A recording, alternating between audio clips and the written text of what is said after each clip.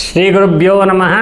ಹರಿ ಓಂ. ಗುರುಬ್ರಹ್ಮ ಗುರುವಿಷ್ಣು ಗುರುದೇವೋ ಮಹೇಶ್ವರ, ಗುರು ಸಾಕ್ಷಾತ್ ಪರಬ್ರಹ್ಮ ತಸ್ಮೈ ಶ್ರೀ ಗುರುವೇ ನಮಃ.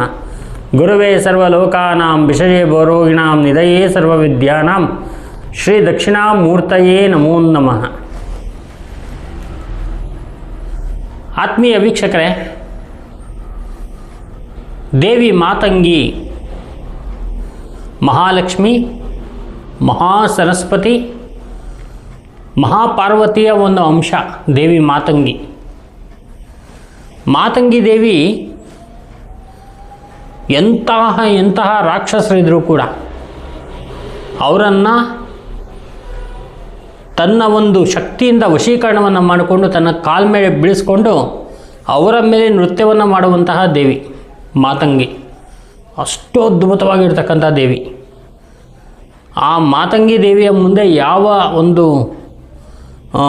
ಒಂದು ದೇವಿಯರ ಒಂದು ರೂಪನೂ ಇಲ್ಲ. ಅಷ್ಟು ಅದ್ಭುತವಾಗಿರ್ತಕ್ಕಂಥ ರೂಪ ಅದು ದೇವಿ ಮಾತಂಗಿ.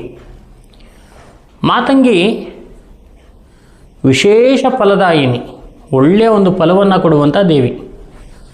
ಐಶ್ವರ್ಯ ಬೇಕಾ, ಆರೋಗ್ಯ ಬೇಕಾ, ಬುದ್ಧಿ ಬೇಕಾ, ವಿದ್ಯೆ ಬೇಕಾ, ಎಲ್ಲವನ್ನು ಕೊಡುವಂಥ ದೇವಿ. ಅದರ ಜೊತೆಗೆ ಸರ್ವಜನ ವಶೀಕರಣ, ಸರ್ವಜನ ವಶಂಕರಿ ಅಂತ ಹೇಳಿ ಕರಿತೀವಿ ನಾವು ಅವಳನ್ನ. ಎಲ್ಲ ಜನಗಳ ಒಂದು ವಶೀಕರಣವನ್ನು ಮಾಡಿಕೊಳ್ಳಿಕ್ಕೆ, ಸರ್ವಜನ ವಶೀಕರಣ ಮಾಡೋಕ್ಕೆ ಮಾತಂಗಿ ಅಂತಕ್ಕಂಥ ಒಂದು ದೇವಿಯ ಒಂದು ಕೃಪೆ ಅಂತಕ್ಕಂಥದ್ದು ಬೇಕು. ವ್ಯಾಪಾರಸ್ಥರಿಗೆ, ರಾಜಕೀಯ ವ್ಯಕ್ತಿಗಳಿಗೆ, ಸಿನಿಮಾ ನಟ ನಟಿಯರಿಗೆ, ವಿಶೇಷವಾಗಿರ್ತಕ್ಕಂಥ ದೊಡ್ಡ ದೊಡ್ಡ ಉದ್ಯೋಗದಲ್ಲಿರೋರಿಗೆ ಈ ಮಾತಂಗಿಯ ಒಂದು ಕೃಪೆ ಇತ್ತು ಅಂದರೆ ಅವರ ಒಂದು ಕೆಲಸವನ್ನು ಸಾಧನೆ ಮಾಡ್ಕೊಳ್ಳೋದಕ್ಕೆ ಬಹಳ ಅನುಕೂಲ ಆಗುತ್ತೆ. ಅಂತಹ ಒಂದು ಅದ್ಭುತವಾಗಿರ್ತಕ್ಕಂಥ ದೇವಿ ಈ ಮಾತಂಗಿ ದೇವಿ. ದೊಡ್ಡ ದೊಡ್ಡ ರಾಕ್ಷಸರನ್ನೇ ತಮ್ಮ ಕಾಲು ಕೆಳಗಡೆ ಹಾಕ್ಕೊಂಡಿದ್ದಾಳೆ. ಅವಳ ಎದುರುಗಡೆ ನಿಂತ್ಕೊಂಡ್ರೆ ಸಾಕು, ಅಷ್ಟು ಜನ ಅವಳ ಒಂದು ಆಕರ್ಷಣೆಗೆ ಒಳಗಾಗ್ಬಿಡ್ತಾರೆ.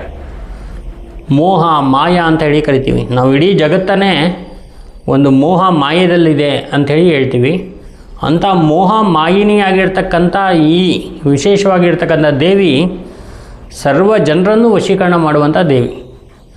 ಈ ಮಾತಂಗಿ ಸಿದ್ಧಿ, ಈ ಮಾತಂಗಿ ಸಾಧನೆ ನಾವು ಮಾಡಿಕೊಳ್ಳೋದು ಬಹಳ ನಮ್ಮ ಜೀವನಕ್ಕೆ ಅನುಕೂಲಕರವಾಗಿರ್ತಕ್ಕಂಥದ್ದು.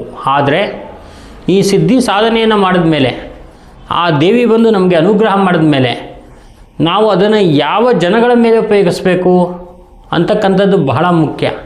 ನಮಗೆ ಕೋಪ ಇತ್ತು, ಹಠ ಇತ್ತು ಅಂಥೇಳಿ ಯಾರ್ಯಾರ ಮೇಲೆ ಉಪಯೋಗ ಮಾಡೋದು, ಇದೆಲ್ಲ ಏನಾಗುತ್ತೆ ಅಂತ ಹೇಳಿದ್ರೆ ಭಸ್ಮಾಸುರನ ಕತೆ ಆಗಿಬಿಡುತ್ತೆ. ಮೋಹಿನಿ ಭಸ್ಮಾಸುರನ ಕತೆ. ಮೋಹಿನಿ ಭಸ್ಮಾಸುರನ್ನ ತನ್ನ ಆಕರ್ಷಣೆಗೆ ಒಳಗೆ ಮಾಡಿಕೊಂಡು ಅವನ ಕುಣಿಸ್ತಾ ಕೊನೆಗೆ ಅವನ ಕೈಯನ್ನು ಅವನ ತಲೆ ಮೇಲೆ ಇಟ್ಕೊಂಡು ಅವನ ಭಸ್ಮ ಆಗೋ ಥರ ಮಾಡಿಬಿಟ್ಟಿದ್ದಾಳೆ. ಆ ಥರ ಈ ಮಾತಂಗಿ ದೇವಿಯ ಒಂದು ಸಿದ್ಧಿಯನ್ನು ಏನಾದರೂ ದುರುಪಯೋಗ ಮಾಡ್ಕೊಳ್ಳೋಕೆ ಹೊರಟ್ರೆ ಅದು ಬಹಳ ತೊಂದರೆ ಆಗುತ್ತೆ. ಬರೀ ಮಾತಂಗಿದು ಅಷ್ಟೇ ಅಲ್ಲ, ಯೋಗಿನಿ ಇರ್ಬೋದು, ಯಕ್ಷಿಣಿ ಇರ್ಬೋದು, ಭೈರವಿ ಇರ್ಬೋದು, ಮಹಾಕಾಳಿ ಇರ್ಬೋದು, ಇದೆಲ್ಲ ಶಕ್ತಿಗಳು ನಿಮ್ಮ ಸದುಪಯೋಗಕ್ಕೆ ಮಾತ್ರ ನಾನು ಕೊಡೋದು.